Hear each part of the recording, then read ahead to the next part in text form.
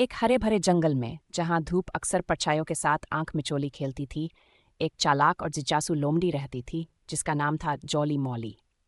जंगल के सभी जानवर उसे उसकी चमकदार लाल फर और शरारत से भरी चमचमाती आंखों के लिए जानते थे।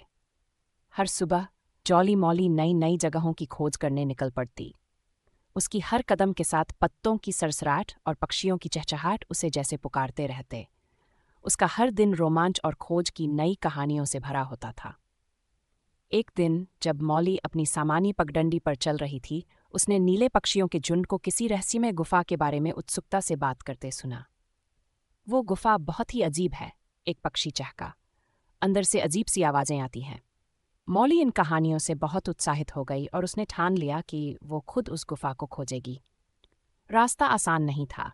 पगडंडी ऊबड़-खाबड़ और कंटीली झाड़ियों से भरी हुई थी। लेकिन मॉली ने अपने साहस के साथ रास्ता तय किया और आखिरकार गुफा के द्वार पर पहुंच गई।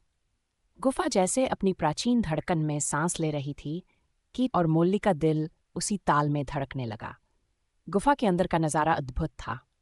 छत पर चमकते हुए जुगनू जैसे सितारों की तरह टिमटिमा रहे थे और उनकी रोशनी ने पूरे गुफा को एक शांत चमक से भर दिया था।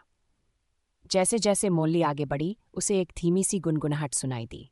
आवाज़ का पीछा करते हुए वो एक भूमिगत झरने तक पहुंची। झरने का पानी बिल्कुल साफ था, जिसमें छोटी छोटी सिल्वर मछलियां तैर रही थीं। तभी मॉली को पीछे से पत्तों की खड़खड़ाहट सुनाई दी। वो उसका पुराना दोस्त रैकून रस्टी था, जो भी गुफा की कहानियों से खिंचकर वहां आ गया था। दोनों ने एक दूसरे से मिलकर हंसते हुए अपनी अपनी हाल की कहानियां साझा कीं। फिर जॉली मॉली और रस्टी ने पूरा दिन गुफा की खूबसूरती को निहारते हुए और खोजबीन करते हुए बिताया। शाम के समय जब आसमान नारंगी और बैंगनी रंगों में रंगा हुआ था, दोनों गुफा से बाहर निकले। उन्होंने महसूस किया कि उनकी दोस्ती और रोमांच की एक और खूबसूरत याद जुड़ गई है।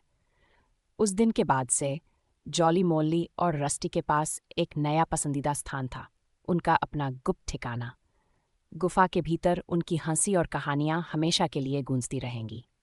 जॉली मॉली अपने नए रोमांचों के लिए निकल पड़ी, लेकिन अब उसे और भी मज़ा आता था क्योंकि अब उसके पास एक साथी था जिसके साथ वो अपनी जादुई दुनिया को साझा कर सके।